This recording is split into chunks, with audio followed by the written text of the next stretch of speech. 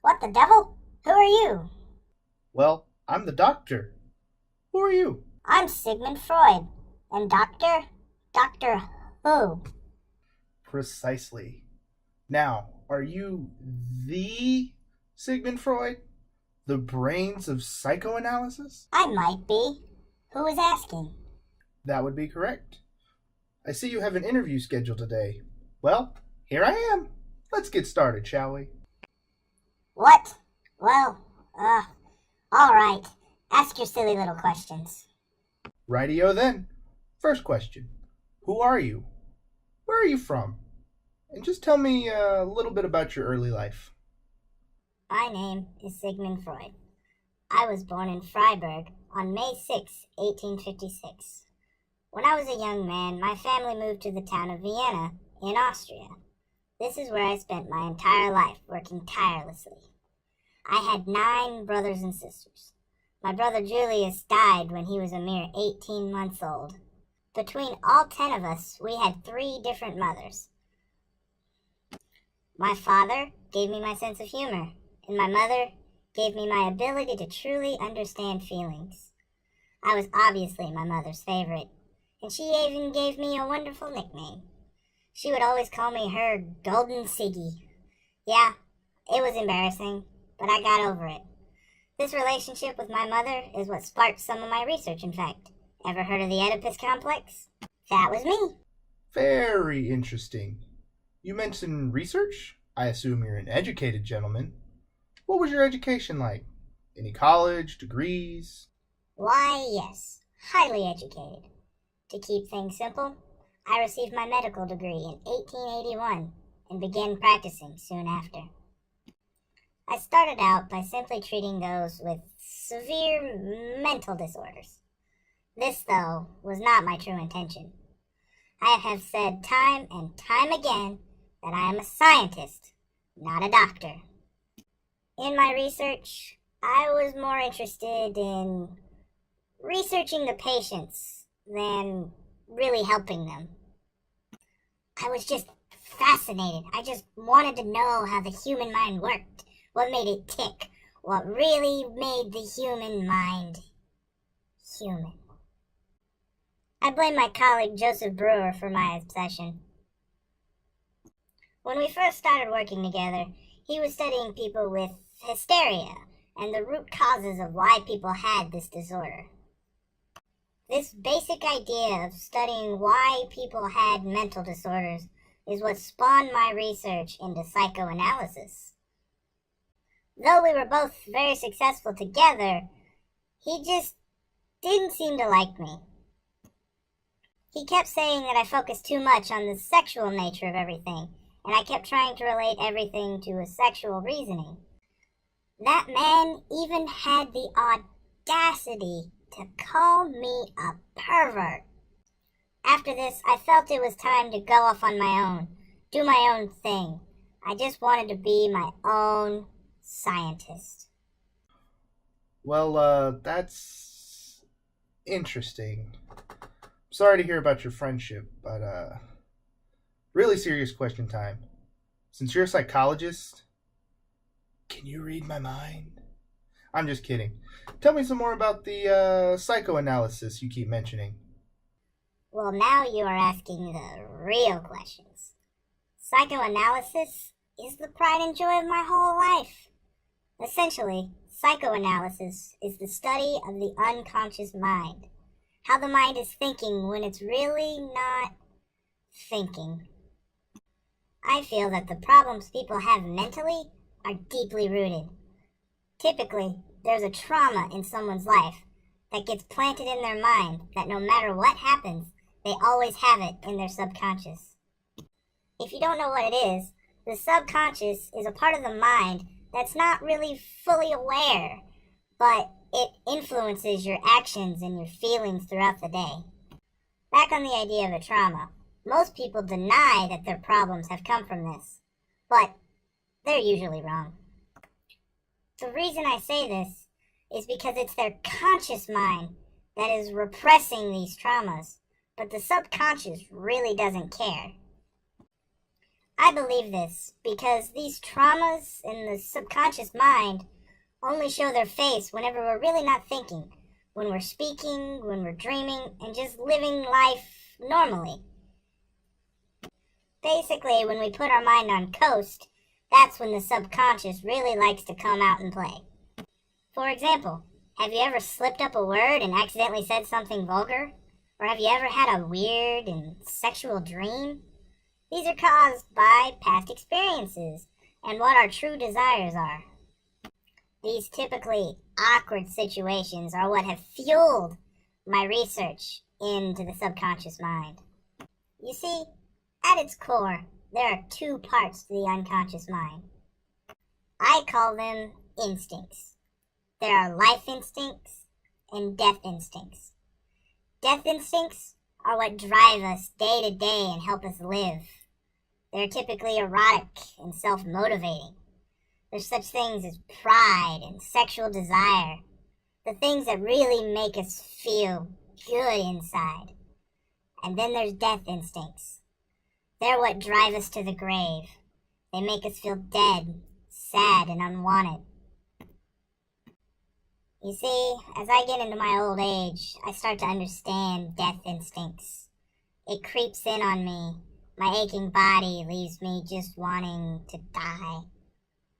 Sorry if that's made this interview kind of dark. That's quite all right. I'm sorry to hear that, though. You talk a lot about sexual desires. Didn't you devise a set of stages that explains these desires? Why, yes, I did in fact. They're called the psychosexual stages. One of my biggest breakthroughs, actually. This was a tough subject to study because of where I'm from. In a Victorian society, sexual desire is seen as a taboo and is very frowned upon. Now, I just want to be clear. This study wasn't about learning people's sexual experiences. It was about learning about their desires, their inner feelings, what made them happy, what made them sad, what they really wanted, and why. I believe that when we are born, we have a sex drive. And during our childhood, this drive is affected by numerous things. I've narrowed it down to 3 main life stages, just for simplicity. The first stage is the oral stage. This stage is from newborn to about 1 year old. In my studies, I have found that when a subject was mistreated or weaned off too early from breastfeeding, it caused them to have oral fixations as adults. This includes smoking and the need to chew on things to relax. It also caused them to be very needy or aggressive as adults. The next stage comes when the child is a few years older. This is the anal stage. This stage is directly related to toilet training, as a matter of fact, and how the child learns about their body and how it functions. A child's experience at this stage can lead to 2 polar opposite personalities. The first situation is that they can become a very lax and untidy person. The other end of that spectrum is that they can become mean and very tidy and almost uptight. The last stage is the phallic stage. At this stage, children start to discover genitals and learn more about their bodies. This is the most sensitive stage because here a child's personality is really developed.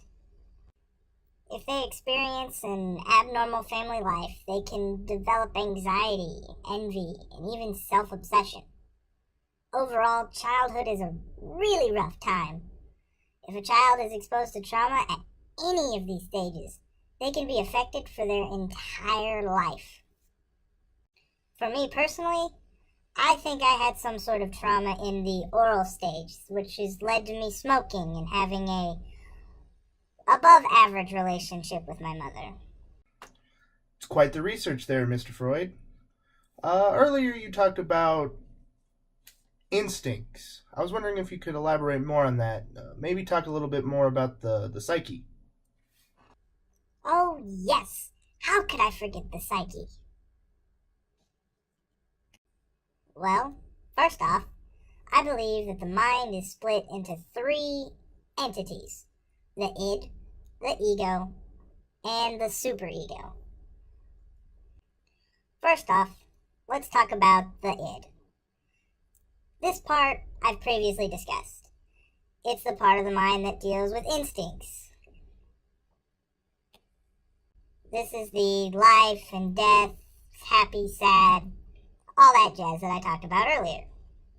Essentially, the id is our unconscious desire and needs that we need in life to just survive and move on. Next is the ego. It's a little bit more complicated. The ego is the part of the mind that develops when we're young. This is who we are. It's our personality. It's what we put in front of us, our reality. The ego is the part of the mind that knows right from wrong and pushes us to be socially acceptable. The ego is a servant to the id. The ego's goal is to do anything that the id needs. If we need food, our ego goes out and gets us food. If we need shelter, our ego gets us shelter. If we want sex, our ego goes and gets us sex. The third part of the mind is the superego. The superego develops as a child, of course. This is the part of the mind that deals with morals and how we act. The superego is what causes us to feel guilty when we break rules or feel excited when we accomplish something. The superego is the mediator to the id and ego. It can be seen in both the subconscious and the conscious mind. It's basically our moral compass. The superego is definitely the most powerful of the three. It's the peacekeeper. It allows the id and the ego to really be in harmony with each other. And please, if at any time you do reach harmony between those three, let me know, because I want to research them, because I don't think that is possible. Well, would you look at that? I am almost out of time. So let's do a speed round here, real quick. I'd like you to say the first thing that comes to your mind when I give you a word. Sure, why not? I practically invented this game. Alright, you ready? First word. Dreams. Highway to the subconscious. Next word. Oedipus complex. Loving one's mother. Sexually. Next word. Repression. Forgetting things consciously, remembering them subconsciously. Next word. Psychoanalysis. I invented it. Next, the interpretation of dreams. My book that everyone should read. Well, Mr. Freud, it's been a pleasure, and I wish your superego well. You're welcome. Now get out of here, Dr. Whatever. Just the doctor stuff.